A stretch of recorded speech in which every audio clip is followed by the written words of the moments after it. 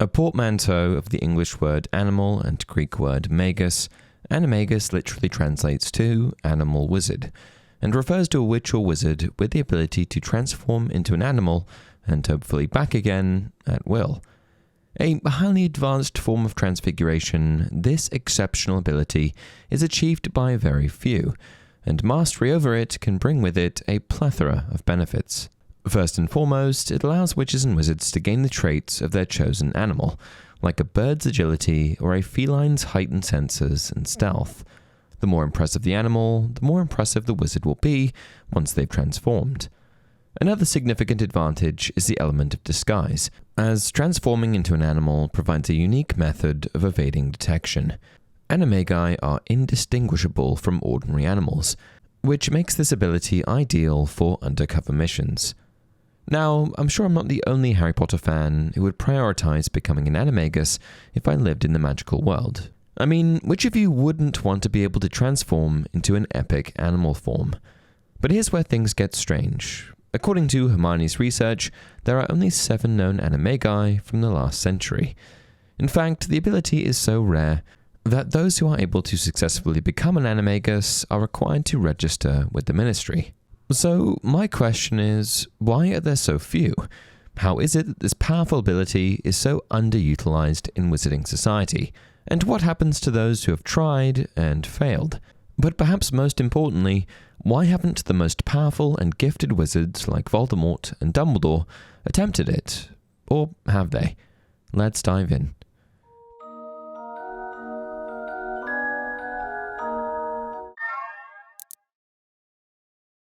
Hey everyone, welcome to another installment of Harry Potter Theory. In total, the list of known Animagi in the series is pretty short. It includes James Potter, Sirius Black, Peter Pettigrew, Rita Skeeter, Minerva McGonagall, and a relatively obscure figure named Talbot Winger, who, along with his mother, mastered the ability. This short list covers both registered and unregistered Animagi. So, what gives? To kick things off, I've got a few explanations for why, generally speaking, the numbers appear to be so low. The complex process. First and foremost, it needs to be addressed that becoming an Animagus is not nearly as straightforward as achieving other magical feats. The process is fraught with risks, making it a pursuit that I suspect many would simply deem too dangerous to undertake.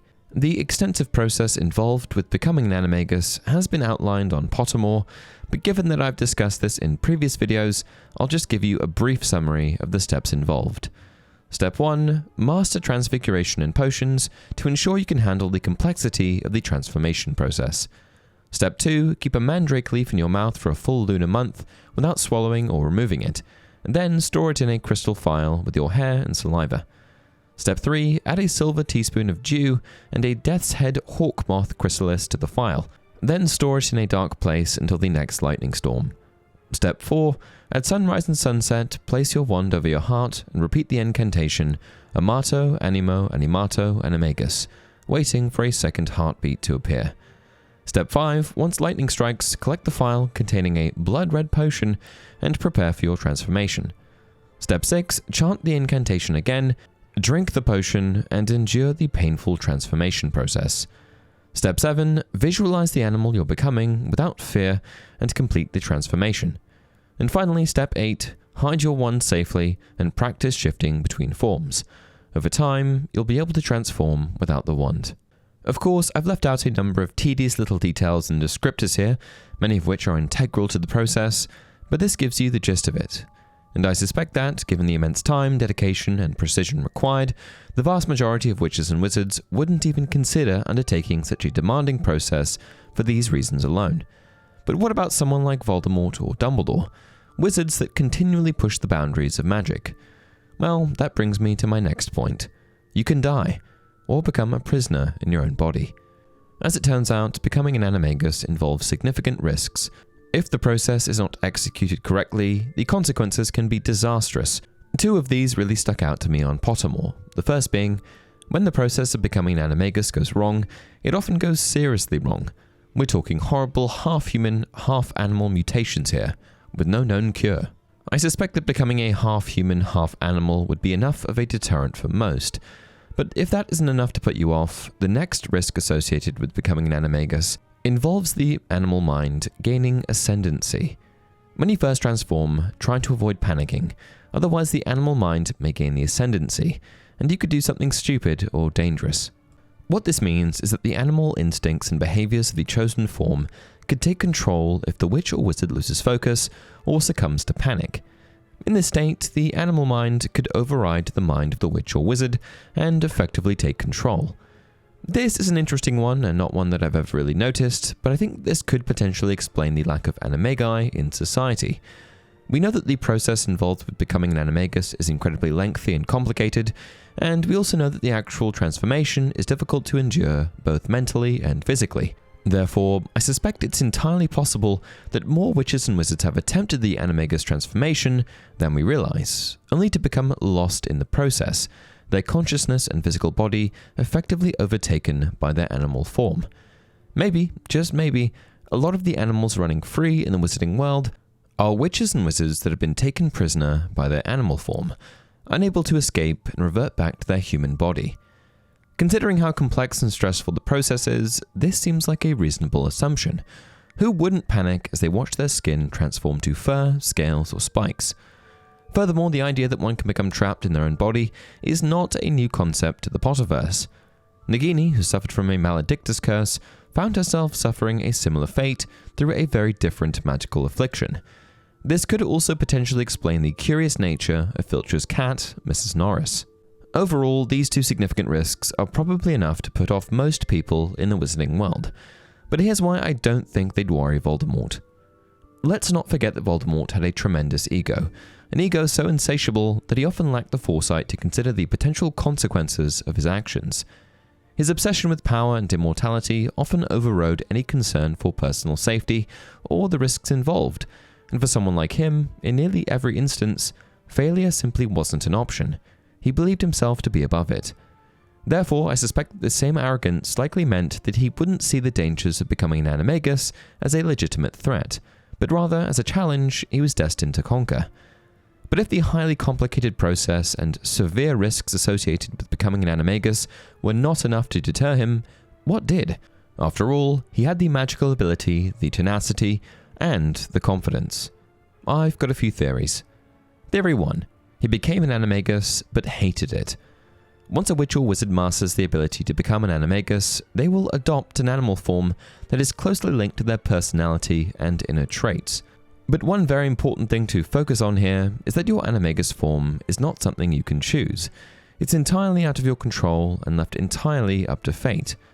Whatever you are destined to be is what you're stuck with. Sometimes this works against you, like Peter Pettigrew, who transforms into a rat, and sometimes it works in your favor, like James Potter transforming into a stag. Therefore, it's reasonable to assume that Voldemort may have actually succeeded in becoming an Animagus, but simply despised the form he was given. Given that an Animagus form reflects a wizard's inner traits, Voldemort's animal form would likely reveal unflattering truths about his character, something his ego would never allow him to accept. Voldemort saw himself as a being of immense power, superiority, and grace.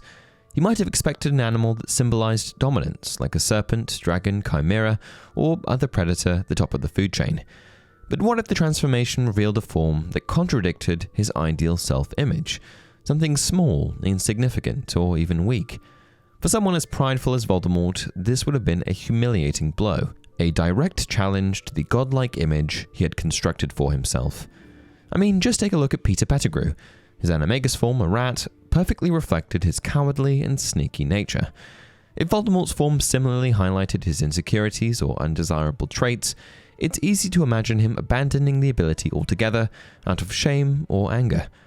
Worse still, he may have seen the form as a weakness, something to be hidden or destroyed rather than embraced. An unwanted Animagus form would be the ultimate affront to his delusions of control and perfection.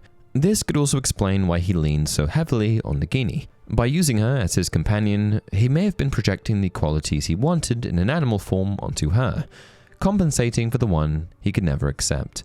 Now the question is, what do you think his Animagus form would actually be? Theory 2. He felt he was above it. My second theory is that Voldemort, who valued power and magical prowess above all, felt that he was simply above it all. To him, wizards were the top of the food chain, and developing the ability to become a lesser animal would have been seen as completely unnecessary and undesirable. Why spend all of that effort becoming something that, in his view, was beneath his current position? Why debase his powerful dark wizard self and take on the form of some lower beast that lacked the capabilities of his regular self? To Voldemort, the idea of transforming into an animal, no matter how majestic or powerful, probably felt like a step down rather than an elevation of his status. He considered himself a superior being, someone who had transcended the limitations of ordinary witches and wizards. So becoming an Animagus, in his eyes, seemed like an exercise in mediocrity that offered no tangible benefit to a dark wizard who wielded unparalleled magical power. But Voldemort's view of superiority wasn't just about power. It was also deeply tied to his disdain for anything he perceived as lesser. He scorned muggles, half-bloods, and even purebloods who failed to meet his exacting standards. So it's not hard to imagine him lumping animals into this category as well, seeing them as inferior creatures unworthy of his time or effort. Adding yet another reason to the list of why he likely didn't pursue it, I suspect Voldemort would have seen becoming an Animagus as placing himself in a position of vulnerability. Transforming into an animal would momentarily place him in a state where his human capabilities, his speech, and his mastery of complex spells were partially or entirely inaccessible. Lastly, I suspect that in Voldemort's mind, the Animagus transformation was likely seen as a pursuit for those beneath him, wizards who needed to rely on such abilities to gain an edge. But for the greatest and most powerful wizard in history, it was just an irrelevant and unnecessary distraction from his goals. For the most part, I think the low numbers of Animagi is a direct result of the complexity, risk, and commitment involved in the process of becoming one. But while I feel these factors are the most significant, I can't help but wonder how many have tried and failed, only to end up as prisoners in their own bodies. And that's it for this video. What do you think? Let me know down in the comment section below. Also, if you enjoy the content, please like the video and subscribe to the channel. Until next time, remember, it does not do to dwell on dreams and forget to live.